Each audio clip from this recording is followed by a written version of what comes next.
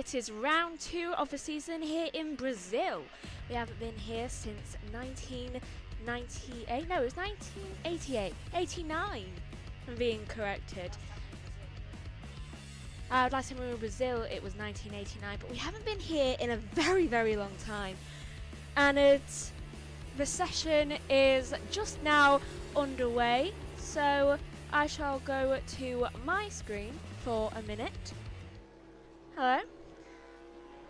I am Megan Birch, obviously. And oh, there's Joshua. He is covering a different session in a few moments' time. My ring is in there.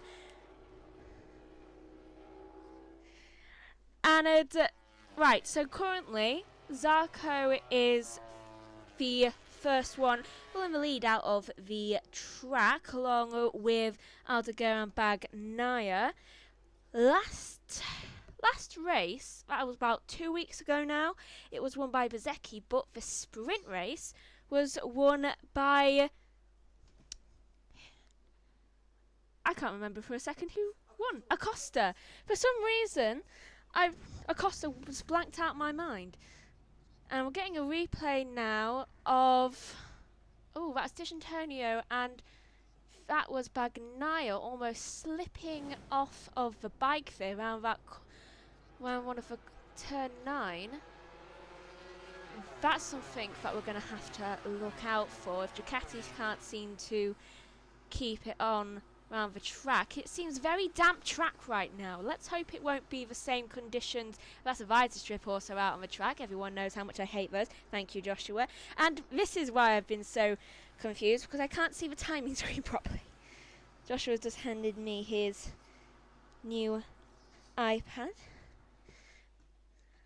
And I can actually see things properly now. So everyone seems to be on wet tyres. I will throw in a few moments over to the other team.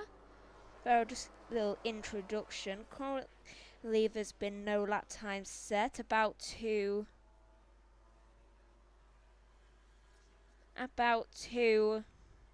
set their first times. I think D'Antonio will make it out first alongside Zarco. I think they must have gone out at the same time. And if I do seem a little bit like rattled right now, I've only just arrived home from university. So D'Antonio sets the first time alongside Acosta, Zarco, Bagnaia, Morbidelli and bsky. And oh, now everyone's setting a time. Currently fast on the track, which is a relief to see, is Vinales with a 1:32.493. What? Just showing Joshua a piece of news, which you would have just seen my reaction to. I'm going to pass over now to the other team.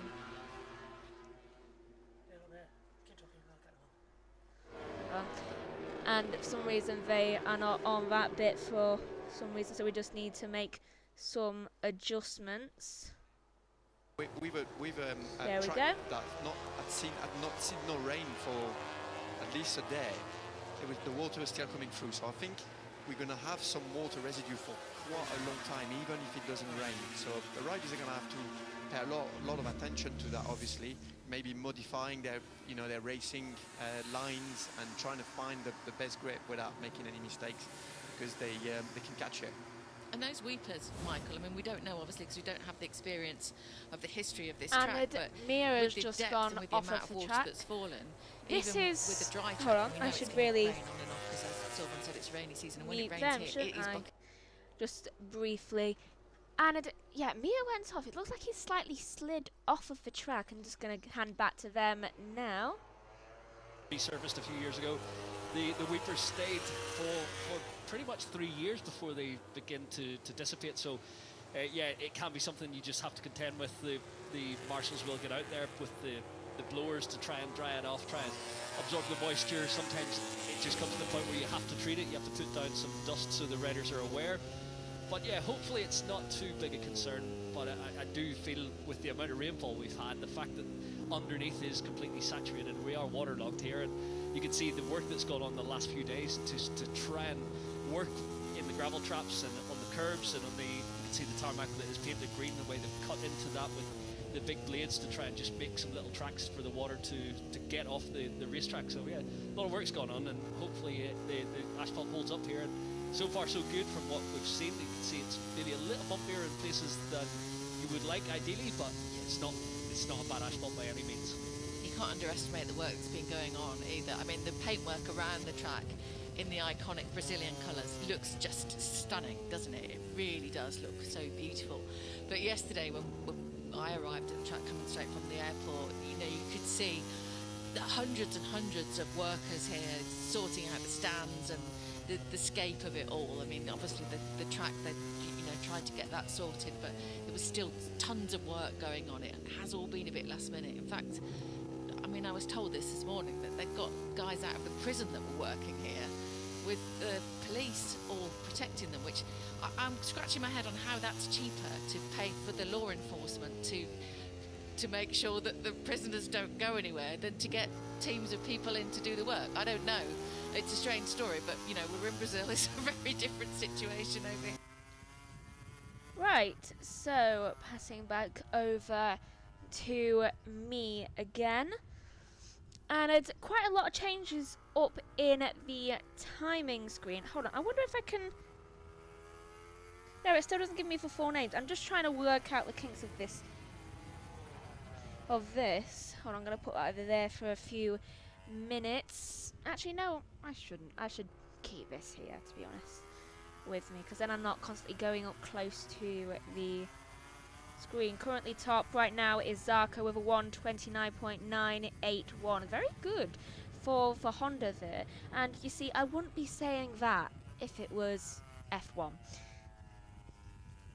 And everyone knows my disagreement with Honda, but in MotoGP they do seem to have their wits about them when it comes to the bikes, and Zarco's setting 3 different red sector times now as well, so I think he might improve upon his time. Second is Acosta currently. Now, can Acosta make it so that in the first round he has his first ever sprint win, and in the second round he can either get a second sprint win, or can he take his first ever Grand Prix win? Now, I hope that it's a Grand Prix win, and maybe also the sprint win. But mainly, I just really, really think he deserves and needs a Grand Prix win. I think it would be perfect. And his teammate now, just as I say that, goes in to first with a 1:29.955, but then immediately gets taken over by Rins with a 1:29.919. Time start rolling in even more now. Mia's just gone top with a 1:29.724. Very good times all around for there, but Ralph Fernandez, he did so well in the first 2 sectors, but then I think he must have just caught too much of a wet patch, because his last 2 sectors just seem to be a little bit slow, and I'm actually seeing it right now on the TV screen. You can see he keeps hitting the wet patches. Everyone seems to just be surrounded by them. There's no dry line that's actually been properly formed yet. So I've gone into this not knowing a lot of the information about the track conditions from today, because obviously I've only just arrived back. But by the looks of it, it is still quite wet out there, and it's in a condition where you're not gonna get like the true accurate times. Obviously it's presenting the true accurate times, but for Sunday and for sprint tomorrow, you're not getting the full times unless those same conditions arrive again. And what's this? There's been a little bit of confrontation with it. Why is Mia got his hand on his hip just then? I think something might have just happened. He might have either just caught a wet patch too much and thought what has happened there, or he might have just been impeded slightly and just like got in the way of, and it looked like, as I just have to readjust the screens there. Where is he on this screen? Mia's there. I have a few people stopped, but who's the one in front of him? Because they're all bunched up together. I believe that might be Marquez in front of him. I think he might have got too far in the way. Speaking of Marc Marquez, he has just gone top with a 128.708. So track is definitely improving for at least Marc Marquez, and he's looking back as well, I think, in that same area. So I think people are definitely having a bit of trouble. The greenery round the edges of the track seems absolutely demolished. It's just all muddy and everything. For Marc is a second faster than what Mir was just then. So it is all very good at the moment for the Ducati of Marc Marquez. I can't quite say the same for Bagnaia. Bagnaia is all the way down in 18th, and he is about, I'd say, 2.5 seconds slower, because I don't want to have to say just 3 seconds. But he's about 2.5 seconds slower than his teammate. Yet again this year, his bike is just not showing that improvement, and it really does make you wonder, why is one bike improving constantly while the other isn't? And I think it's either going to be him not clicking with the bike well enough, especially this early in the season, or the bike for him isn't having enough focus put onto it, because that did happen last year, because we did see some improvement from Bagnaia when Marc wasn't there and he had already done the championship when he was injured, and we did see a bit more improvement from Bagnaia. But you see, I'm seeing a lot of riders right now having a really good sector 1 but then getting caught in sector 2, like Rins and Mir just now. Really good sector 1, especially from Rins, which is really good, especially given Rins hasn't really, in the past year, shown a lot of good luck and pace.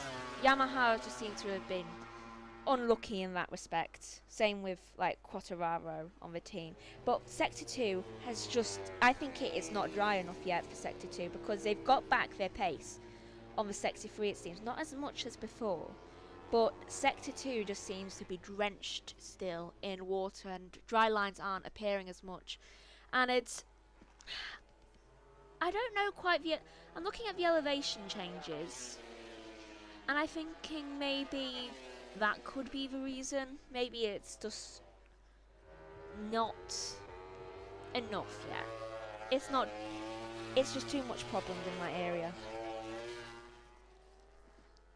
And it's, ooh, Rins does make a minor improvement with that last lap. He's gone into third with a 129.367. And Mir and Marquez, yet again, the same pattern is happening, with Marc and Mir both having an amazing sector 1. Both were red, perfectly fine, but then in that second sector they just seem to not be improving at all and could possibly be losing time. I'm going to look at the TV screen right now at Marc Marquez, because this is a bit ahead, and he is currently, according to this, still in sector 2. So I think it's the elevation changes. There's not enough of a dry line. The dry lines are actually still completely wet, right round that corner. I didn't get a quite view of which corner that was, but still drenched.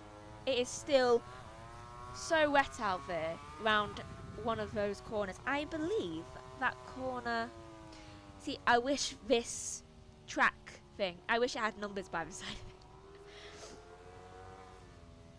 but I can just see it's not there yet, and it's still no improvement. I think, yeah, Marc's decided to come back in. He's decided to forgo anything.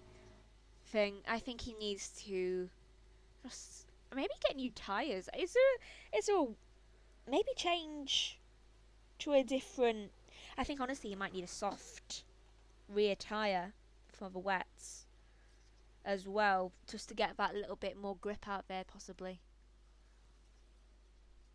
because he is just not getting anything around at sector 2. No one else is either. No one's actually gone for a soft rear tyre yet. We do have Rins having 2 mediums, and so has Martin, but those are the only 2 people out on the track who has actually decided to go against what everyone else has gone for. And it's not working out terribly for them. I mean, they have decent times, especially Rins, but we're just seeing so much improvement when it comes to having, like, at least the front tyre being one of the softs. Currently, Alex Marquez made his way out onto the track yet again. Set a good sector 1 and 2. Slight improvement. Had a bit of trouble in that sector 3, so I'm guessing sector 3, maybe there's some runoff. Like, I'm looking at the overhead view here. Sector 1 looks a lot drier, but then you just get a look at... Oh, and we've had an off there. Who is that? That is Acosta. He has had an off. Bezzecchi's about to come to him as well. I believe that is the end of sector 2 and the start of sector 3. So where we're seeing all the problems, he has had an off. Oh, there's puddles in that bit. So yeah, I'm going to throw back over now just so I can get a bit more analysis done by looking at the track on here. It was turn 6 that Acosta went off, and he was honestly lucky not to hit it into the barrier, said. He literally had to stop the bike with his foot. I mean, obviously he took his foot off the acceleration, though from drifting. He literally had to manoeuvre away from hitting the barrier, and so that he wouldn't beach himself, which it's very lucky that he actually was able to continue back onto the track, and he didn't even bring a lot of gravel onto it. So I'm going to pass over now. His home race, Lucio is his team boss, and we've had a bit of a delay, but riders finally out on track. How good is it to see racing back here in Brazil, Lucio? Of course, we are very delighted, very happy. It's amazing, you know, all the atmosphere around the racetrack, and the joy of the Brazilian fans having also a Brazilian MotoGP rider. We just started a long and pretty busy race weekend. I imagine. I was talking to Diogo yesterday and really throwing himself into it, really enjoying it. I don't know if he feels any pressure this weekend, but he already knows the circuit. We've had another I'm sure that's now a big advantage as he's still getting to grips with the MotoGP bike. Last round yes, winner. That should be kept in mind I'm as well. quite surprised because it looks like he's very calm, and looks is handling very well the pressure. However, of course, inside him, I think there are some a bit of you know, more tension. By the way, so far so good. We are quite positively impressed about the racetrack. You know, despite the rain in the last days and also this morning, looks like the grip level is quite high.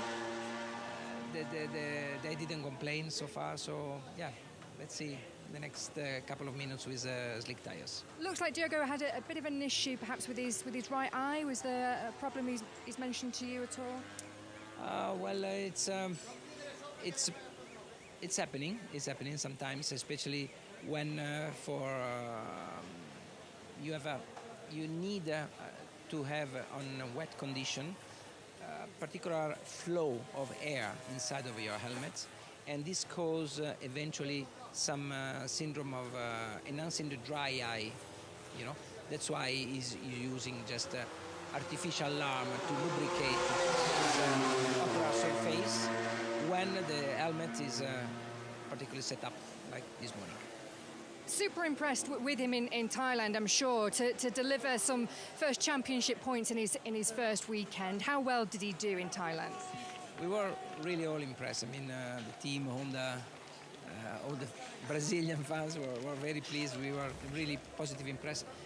What happening is that every single training session, every single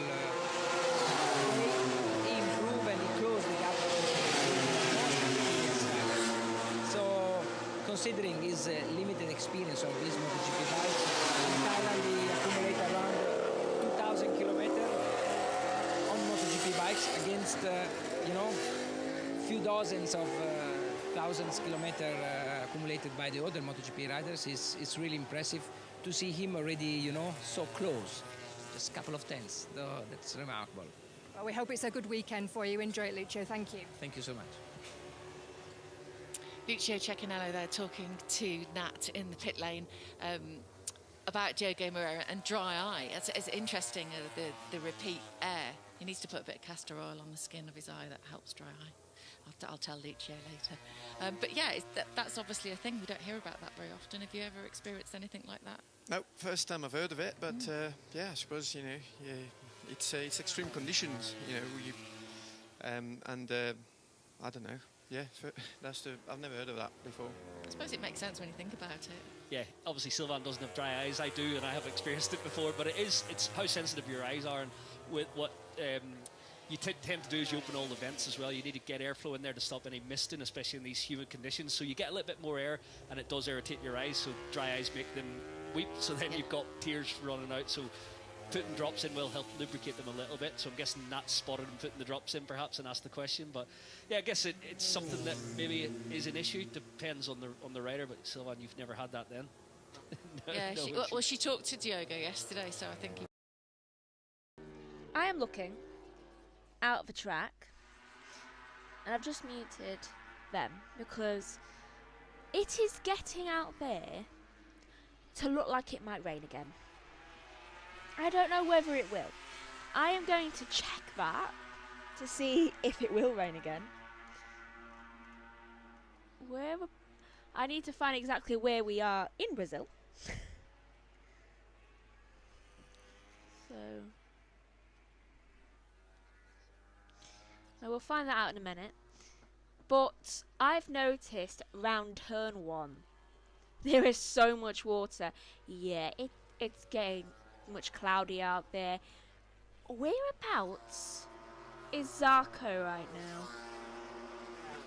Because round that area, if you look where Zarco is on your screen, he's in sector 3, and it is getting so dark around that area there. But the rest of the track, like over here, and I'm realising you can't see where I'm pointing, but over on the other side of the track, it's got blue skies. But that doesn't guarantee rain not happening. Also, there are so many puddles that are still in the racing line. Zarco's just gone through one, and it looks like it's got somehow even wetter round, like, it's sector 1. Like, the first 2 corners seem to have water directly in that racing line. I don't think this track is very dry yet. I mean, we are having a slight dry line seem to be forming, but there are just too much water in certain sectors. Well, turns. And I'm going to check to see whether it's going to rain again, because blue skies doesn't guarantee no rain. I mean, look at what happens when you have a rainbow outside. When you have a rainbow outside, it's usually because it's raining and it's blue skies. I actually don't know why that happened. Actually, yes, I do. Reflections. That's what causes a rainbow. Love a rainbow. So there's just so much water still on track, and it's not even just like a slight damp patch on the track. I can see sometimes the riders kicking up loads of water throughout certain areas of the track. Like, I think the last corner has it on next to the curbs. It's mainly when they hit the curbs. That is when you see a lot of the water being kicked up. I'm going to pass back over now. Wet tyres. So, yeah, for the riders. Did Pecco just put some on? Yeah, Pecco just put a good lap in. He's sitting in P2 now. Almost an identical lap time to Marc Marquez. So, yeah, everybody's still on wet. Yeah, it's too many patches. We, like you said, Susie, you know, when you asked about the patches, and Michael was talking about it as well, it looks like they are just hanging around quite a lot, and that's despite, you know, high temperatures. The sun has broken through, and we could see at some point in Moto2 the track was actually steaming. You know, it there was a lot of heat going into that tarmac. It's quite dark because it's been laid not a long time ago, but it just seems that under the track, the ground is just saturated with water because it's the rainy season and because we've had so much water lately around here. It seems like it's really saturated, so yeah, that's a real worry, you know, for this weekend. And you're limited with what you can do in a situation like that, where you've got a lot of water underneath, which clearly we have.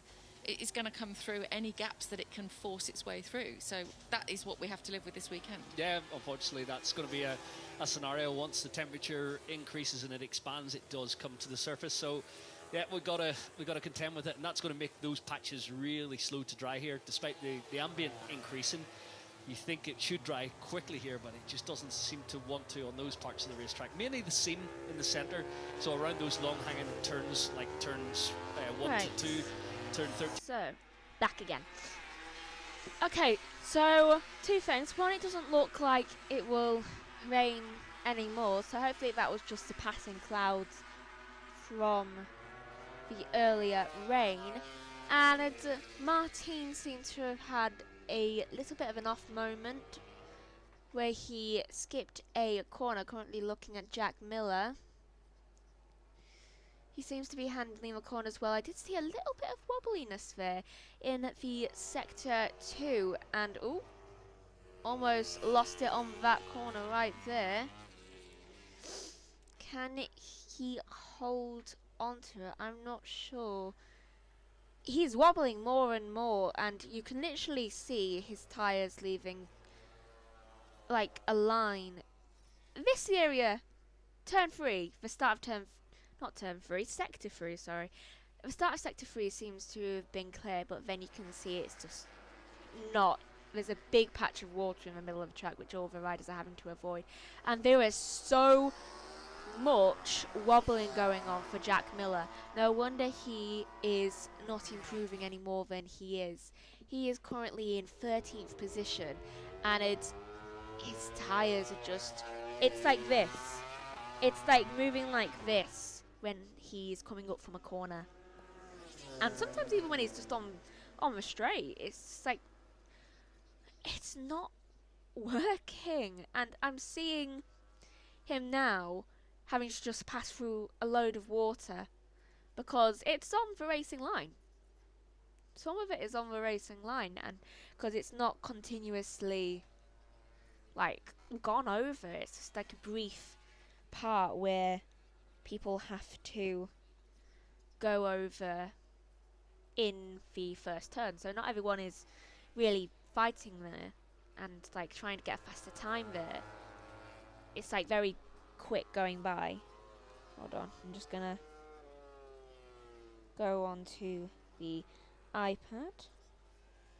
Right, I'm gonna read out now who we're about halfway through the session. Currently, Marc Marquez, top position with a 128.708. Same as I think 20 minutes ago. He hasn't, and no one else has improved since that point.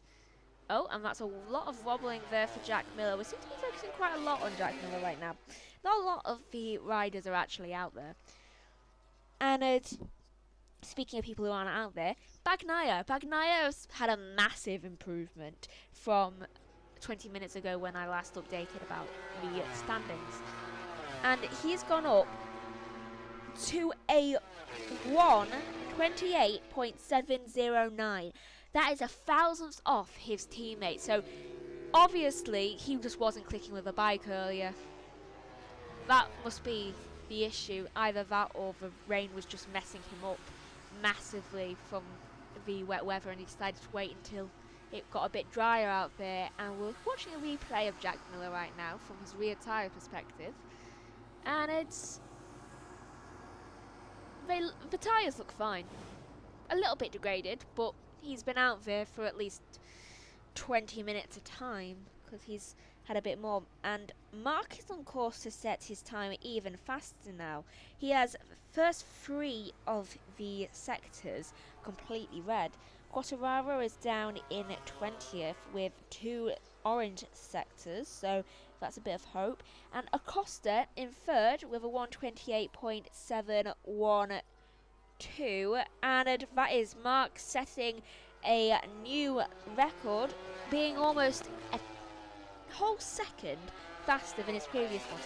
He just doesn't like to not set ones that are a second faster a time.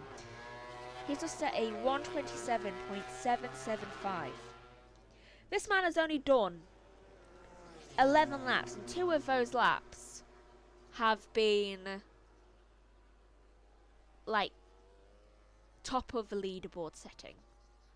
And he would have had about 2 of those be coming out from the pit lane. I'm assuming he's only been in the pit lane twice right now.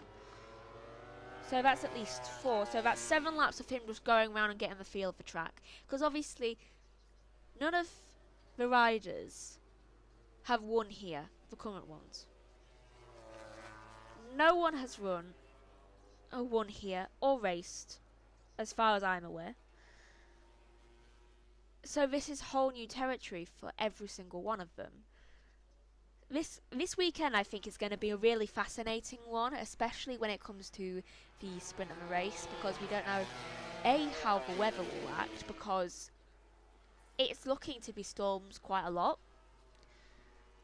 but also how everyone is going to play out here. I mean, Bagnaia and Marquez seem to be going well here. The Ducatis seem a bit more dominant, but then again, the Aprilias don't seem that bad going round, nor do the KTMs. KTMs especially seem to be all being very okay with their surroundings right now. 28 minutes left of this session, and we are getting a bit more clouds in. I hope that's going away and not staying. But, oh, Mark just goes through 2 massive puddles. I don't know, as I have to readjust this. That's in Sector 1, like, beginning of Sector 2.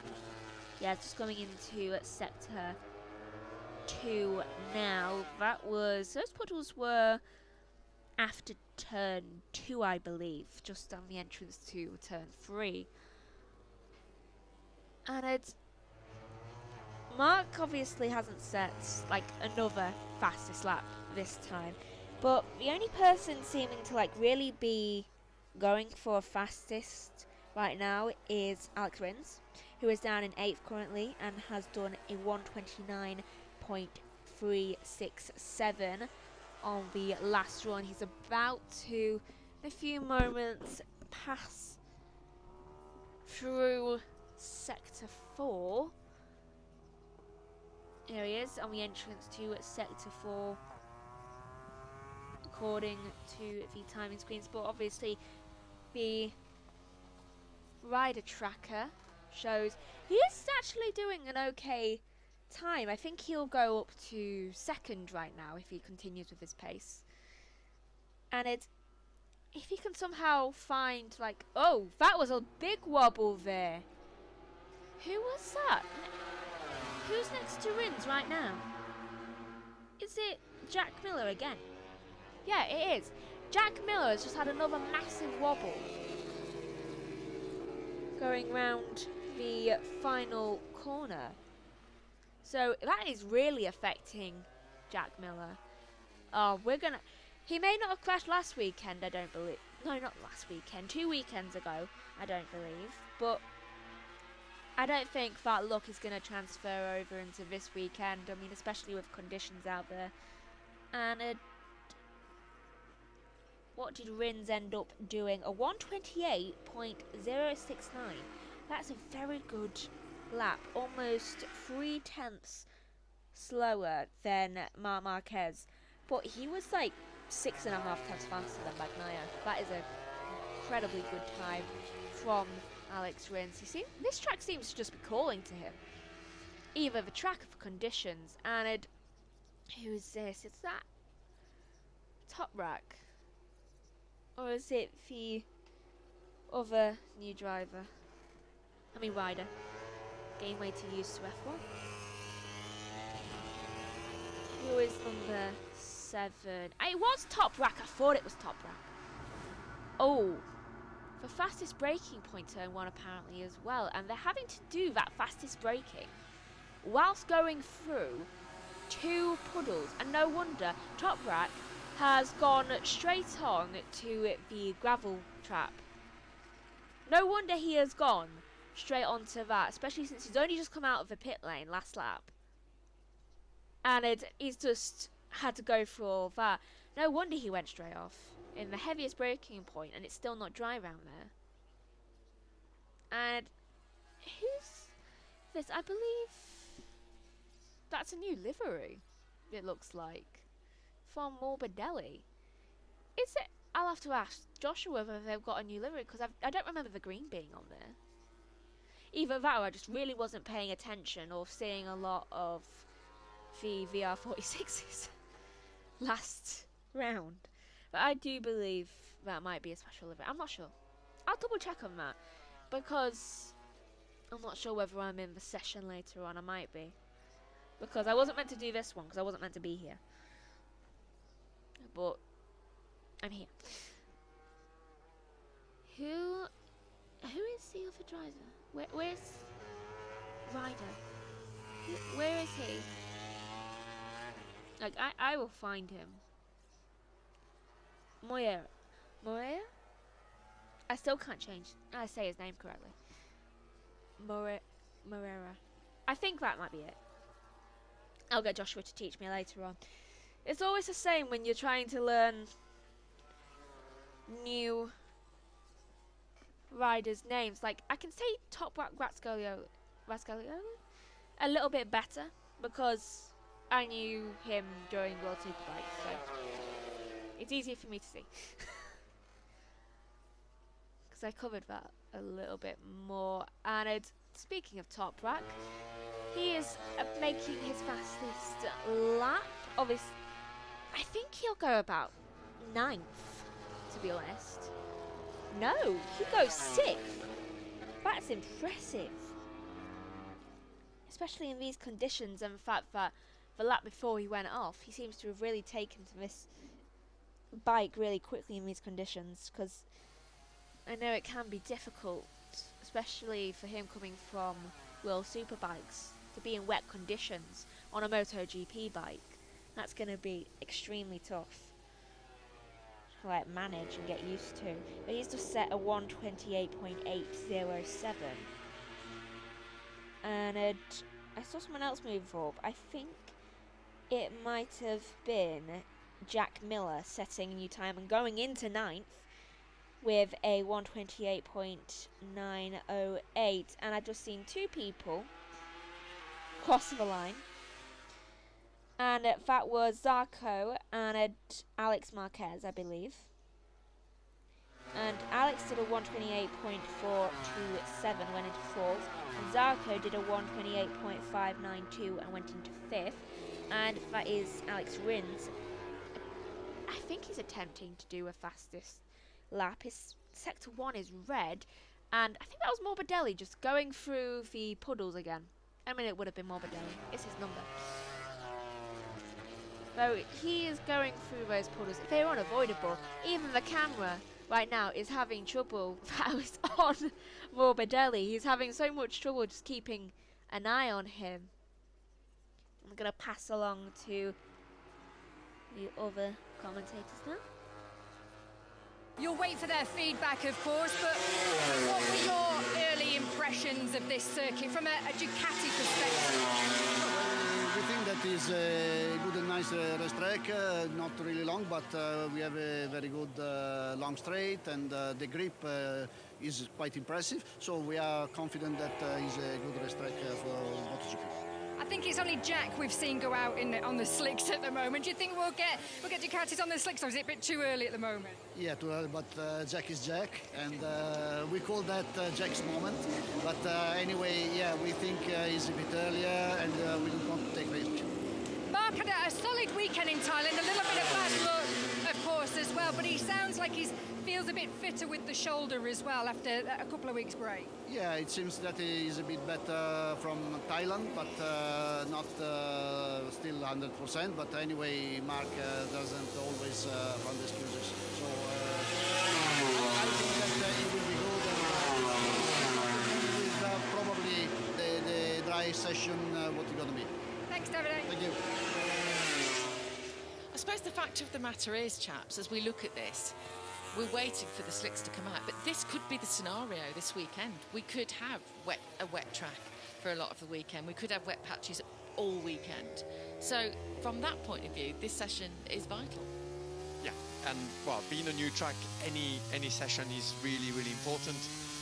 But yes, Sue's there. It really looks like the track is taking a long time to dry, and it looks like, you know, we might not see a full dry track before the end of the weekend because of those weepers. If you know, if they don't go away, so there is more rain forecast, you know, in the night tomorrow, and hopefully that's not the case. But yeah, it looks like those wet patches are hanging out.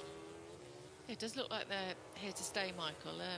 And from that point of view, this session's been interesting to see how the track does adapt to the bikes being on there and whether they can dry it out. But it doesn't seem to be able to dry completely. No, but Jack Miller's got to 1.1 off the time set by Mark, so he's finding a way to thread the needle through these weepers. But yeah, they're struggling to dry at the moment. You can see a lot of patches on the racetrack where, especially on the seams, it's actually still got spray. Even here in turn one, look, you can see the spray coming off Johan Zarco. You see Morbidelli trying to ride down it to keep his wet weather tyres a little bit cooler because they do begin to overheat as the laps continue. But yeah, this is going to be tricky. And Jack, when he was losing a lot of time in sector one, breaking over those wet patches, crossing the rain. Oh, wow.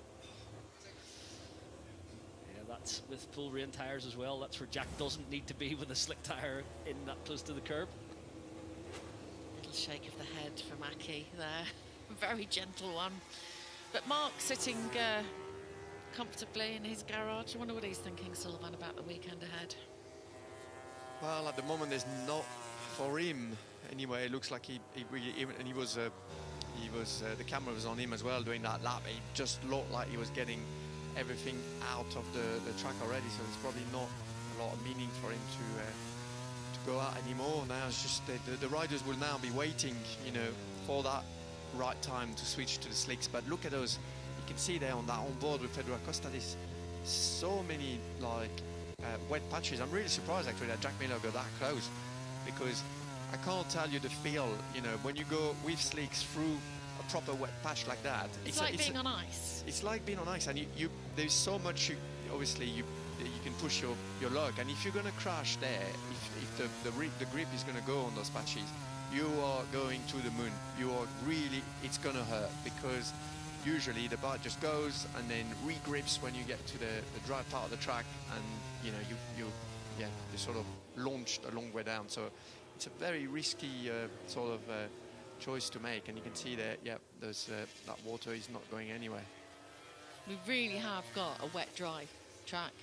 I mean, it's quite extreme, isn't it? Yeah, I'm trying to cast my mind back to conditions like this in recent years, and I can't come up with one it is unique. That I think at the moment, if a race started, you'd definitely a sprint, you'd race it on wet weather tyres. Top Rack, by the way, just popping up to fourth. Nice to see. After we'd had that little chat about him.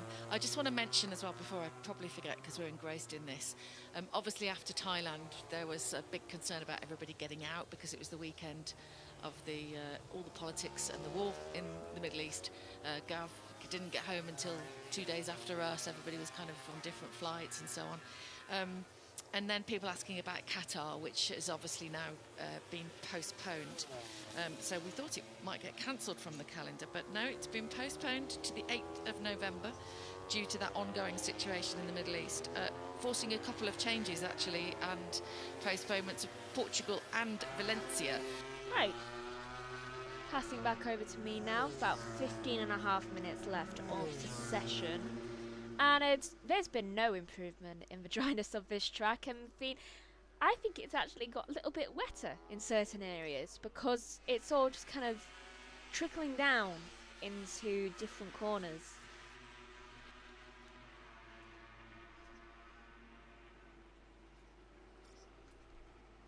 I think... I don't think there's going to be much improvements here, to be honest.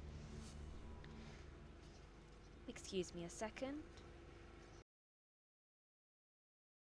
Up a decent chunk of change to be able to facilitate the moves in the calendar with both Valencia and Portimao, but it's also one of the best racetracks. I think Qatar's a fantastic race circuit as a whole. It brings a little bit of everything, so yeah, it's good that it has remained and we're back at a 22 race calendar again. Yeah, we remain 22 races. Right. Oh, what was that going on there for Brad Binder? He's just looked at the back of his tyre. I think he might have... I think he might have just had a load of wet just thrown up at him. And he's going to pass back down again. Alex, P2 in this session so far. Let's give you a bit of a smile. Yeah, we didn't expect, but at least we could see so far a positive thing, because with last year bike in this condition we were very performing bad, and here so far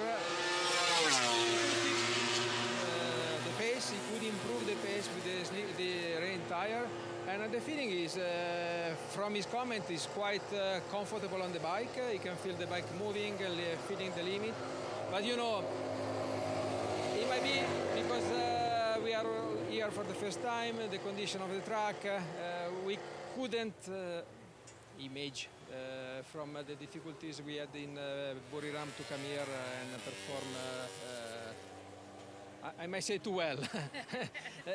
I'm very curious to the end, first of all, to the end of this, and to start checking data, and also to compare all the riders, because however there are feelings different among all the riders. It will be very important to try to put together as much information as possible, and to be, for me, ready for all the circumstances, because the weather forecasts are not at all nice. I was complaining because this period is one of the most critical of the race, but maybe it might turn in a good decision. Great to talk to you, Mario. Thank you. Thank you.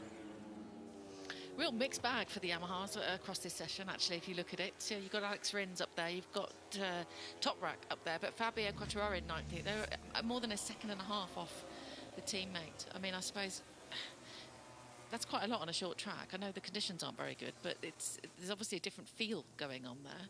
Yeah, it's the different conditions, you know, on that type of track, and obviously that makes it really, really tricky, even on wet tires, with those that water, that standing water, and those patches not going away. So it's a weird one. It looks like when we saw through turn one, it looks like the water is just coming out in between. It looks like the track has been laid out in sort of 3 different like about 3 meters wide sort of like lanes.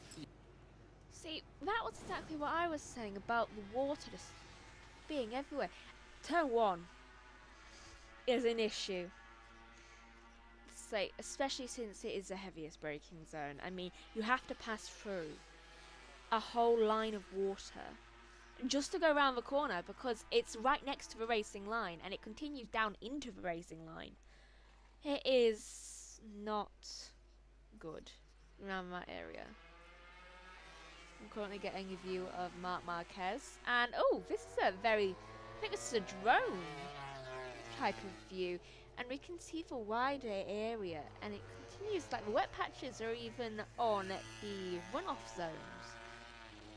It's just everywhere, and it just all looks dilapidated for the greenery.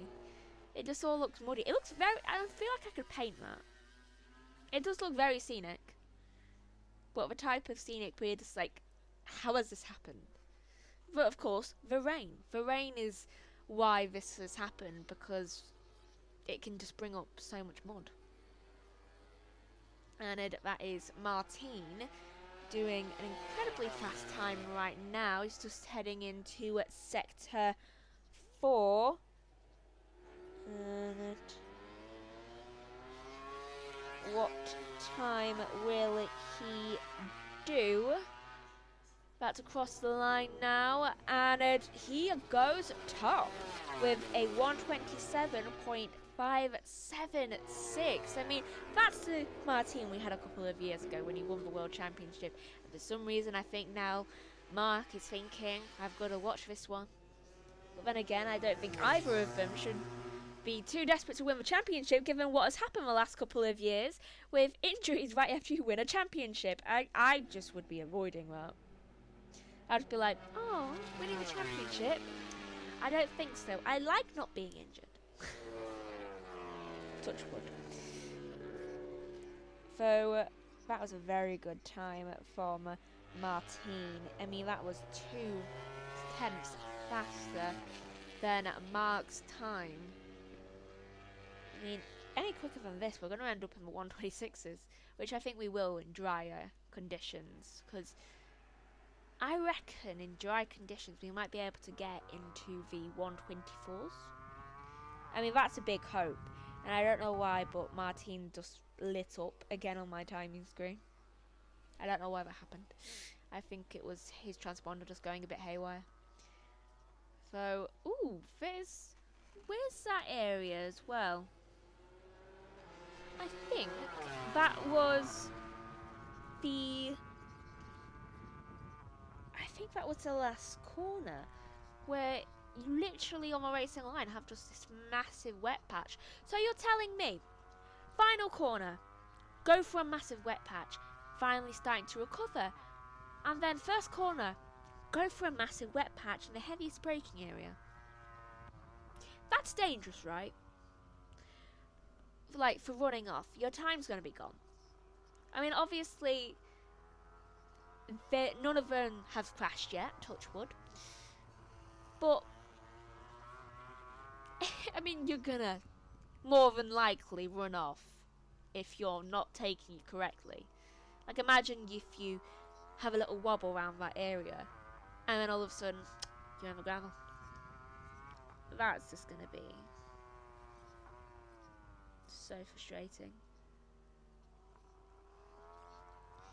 Right, so someone we haven't heard a lot from today, Gura.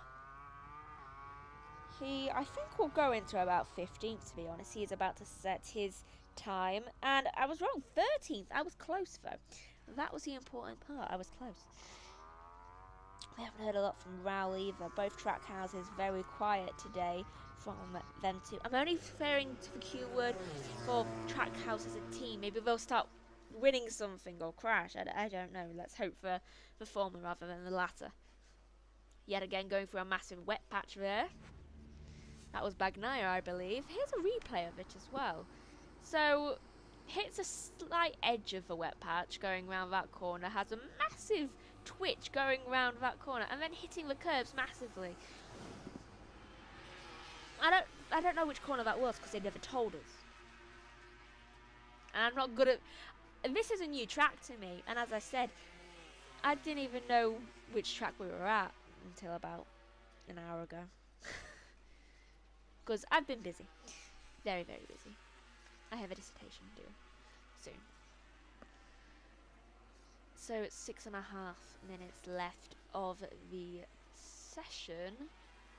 Also, I wasn't meant to do this, so I would have looked up all this before the session later on. In about 3 hours' time, I believe it is. But obviously I didn't have time to. And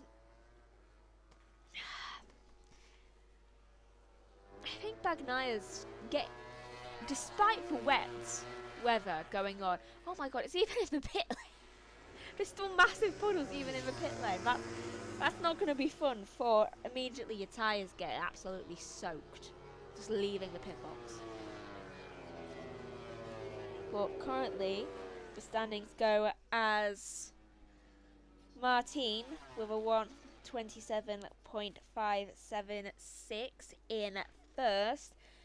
Mark that is, in second with a 127.775, and then Bagnaia in third with a 127.831. I mean, that's impressive from Bagnaia.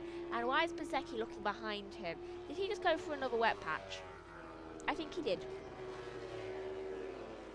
He looks concerned, though. Then again, I'd be concerned if I was Bezzecchi. All of a sudden, my teammates just stopped being as injured as he was and stopped taking, like, the slower path and getting used to it. I'd be a bit worried about my championship standings. Oh, what was that?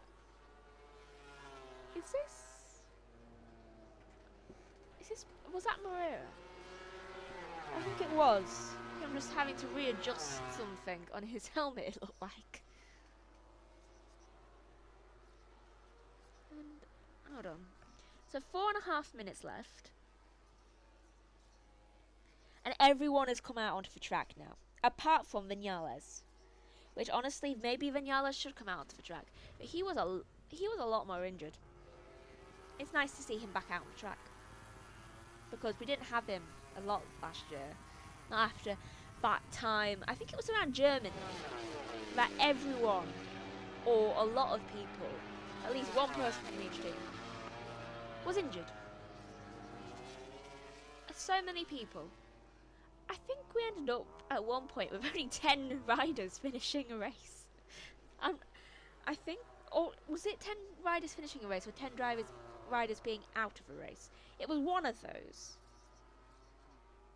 So Vinales is saying no, I'm done with this.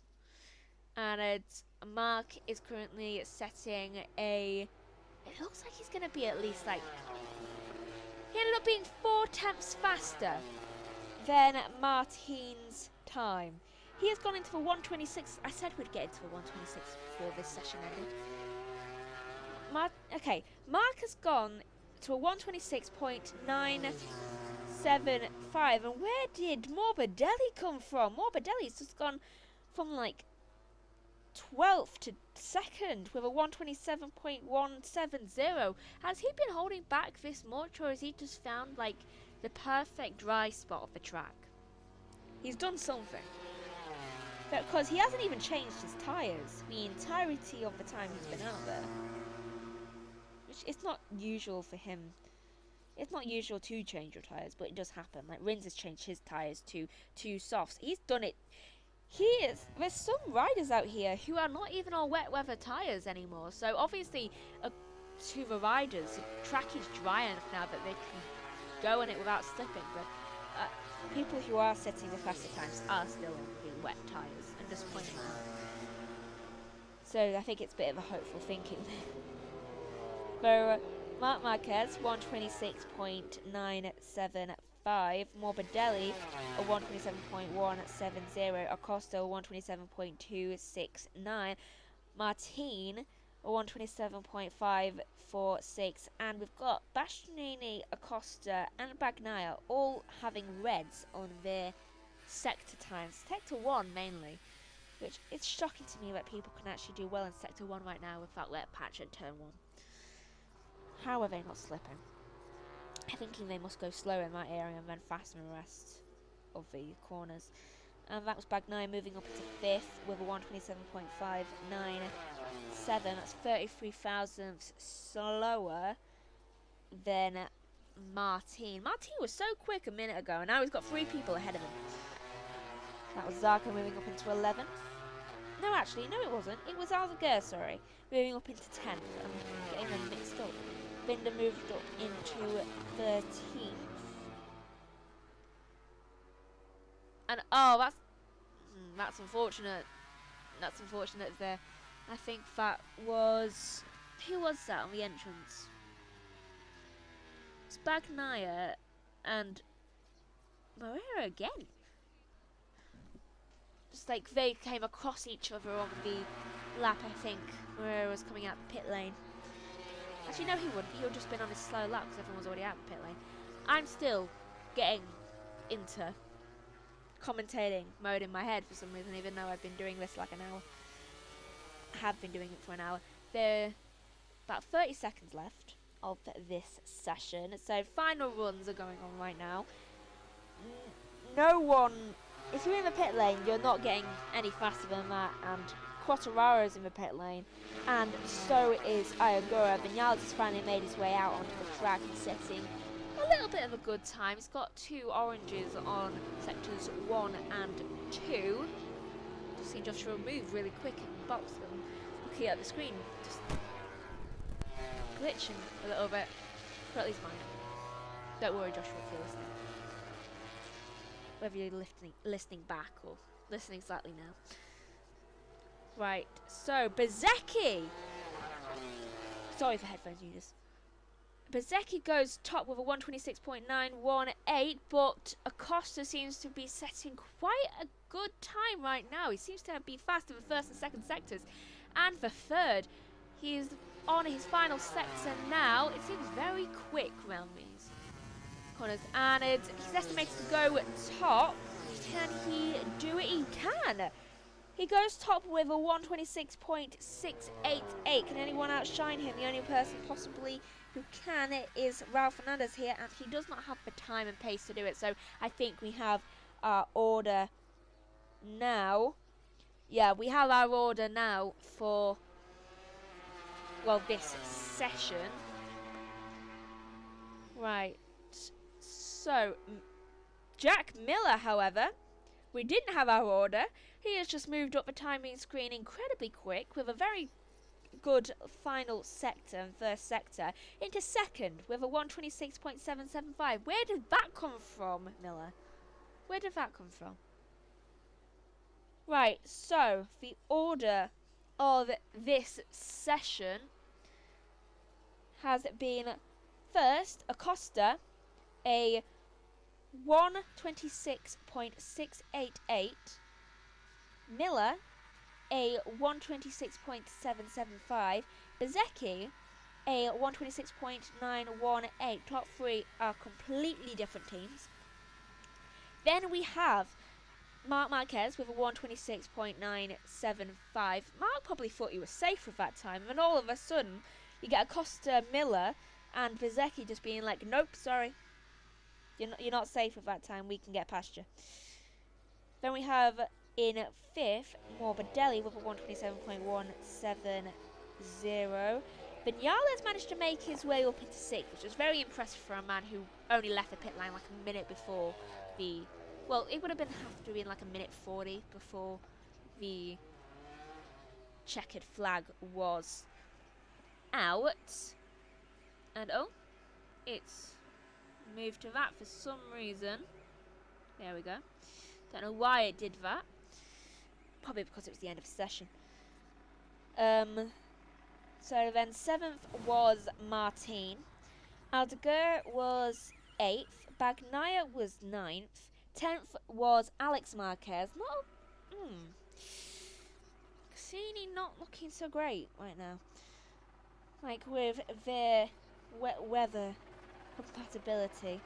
Bastianini was in 11th. D'Antonio was in 12th. 13th was Binder. Rins was in 14th after a really good start. So a little bit disappointing day for him probably. But I think it was him going on to the dry tyres that nearly made him lose time. Zarco was 15th. He was also on dry tyres. Vascaliolu was in 16th. Ogura was 17th. Moreira was 18th. Mio was 19th. That was Marini in 20th. Ralph Fernandez was in 21st, and 22nd was Quartararo. Quartararo did 18 laps, which is a good amount, and he still couldn't find any pace. I'm going to pass back over now briefly. No, he knows where it's tricky. He knows where you almost lost it. And actually, he won't want anything changed, No. Jack, will he? Keep it all, thank you very much. Exactly, I can handle it yeah. any conditions. About to do practice and you start would put your session, money on it. so Yeah, I shall 100%. He'll throw be, this. as you do, you push for where your strengths are. Jack can handle anything that's thrown at him, so he'll want the race to go ahead. If it is this scenario on Sunday, he's practiced, he's well versed, he's took the risk this afternoon when we're all scratching our head going, why would you be out there this early on slick tyres? But that's exactly why, because he's learning how to deal with it, and he's going to have more experience than anyone else in where the patches are, where the grip is, how you can attack it, and fair play to him. And he worked it and worked it and worked it until he got himself second quickest. And you've got 4 manufacturers in the top 4 there. The first of the Ducatis in 4th, Marc Marquez. Always nice, especially the Yamaha up in the mix. We've seen some good signs already with the factory effort from Rins. He did drop down to 14th, but he's been right in touch in this session, so positive signs for them. A decent session for Marco Bezzecchi in 3rd. Just having a look through the top 5 there. Yeah, that's a good session as well. Yeah, it's just, I mean, the main thing there is lost it. It was wet where I was. Too much torque. The thing is, when we did the lap with the car yesterday with Neil, even though who was driving? I was driving. Okay, that's good. Yeah, but we had all the, it was a pickup, sort of like pickup truck, and we had all the crew at the back, so you had to be careful. Well, I wasn't allowed to pull the handbrake, unfortunately. No, that would have been bad. I was looking with all the crew splayed all over the track. Yeah, but yeah. I think Gav was in the back as well. Yeah. Could do it. But I was going to say, at that point when we went, it would have been more than 24 hours without rain, and there was still a few weepers. So it's definitely going to be, you know, a major factor in the weekend. And it's a little bit unfortunate because the track does look so good. It looks like a really interesting track to race on. Yeah, wow, look at the spin there. Pretty much every single rider has spun. Yeah, those rear tires as well. They were probably all sort of overheated. Well, and they pretty look good then. I don't think it's giving them. Yeah, and again, I don't think it's giving them much data for. No, it's giving them the data that they certainly need to turn down their launch control setting. Yeah, knock everything back.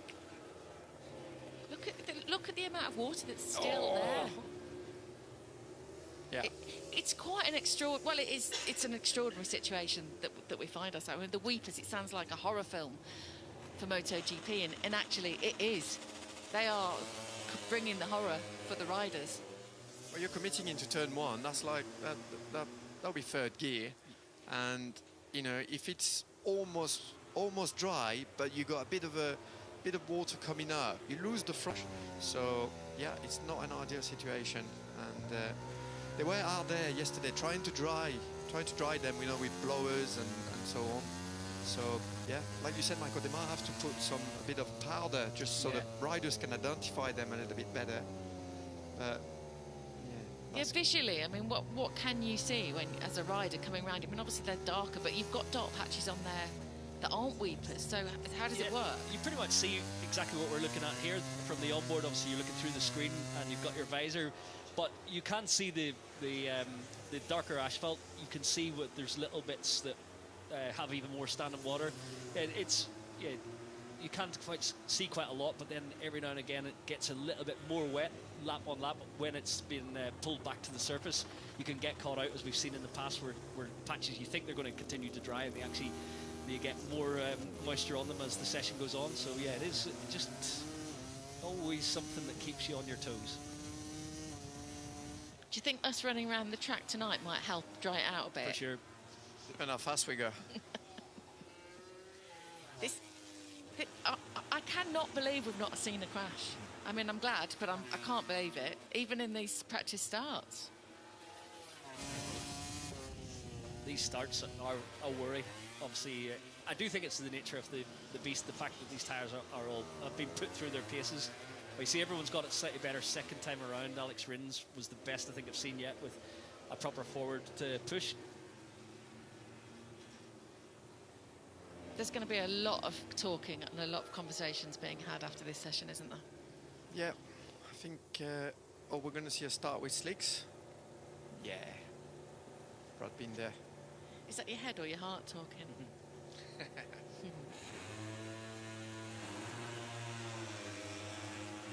worked. Yeah, that worked better, didn't it? Yeah. Brad end up 13th in the end, 1.1 off. Not bad. I On think, slick oh, tires. did you see that? You had to, you know, you had to brake quite hard to unlock the front device, And then and cross he the was wet pitch. closing the front on the wet patches there. Oh, that was tricky. Diogo Moreira, 18th in that session. Home rider, of course, all eyes on the Brazilian. Just practicing a Flag to flag. Yeah, that could flag be to flag. scenario. Yeah. interesting. Great session for Fermin Aldeguer. Great return for him, having broken his leg, finishing the top 10 in that session. Yeah, so if I ask you for a sprint winner now, who are you going to say? Jack Miller. It's gonna rain, so I think I'll be Pedro Acosta. Okay, that's the scenario. Hope you've enjoyed it. It's only the first session, of course, across the weekend, the first time we've seen them roll out on this circuit in a very, very long time, and there are issues with the surface, with those weepers. The boys will be back, though, at 5:15 this afternoon with Moto3, 5:06 with Moto2, and MotoGP practice will be at 7 o'clock, and Gav will lead you through that. Thank you so much for listening. I will see you tomorrow. Good night.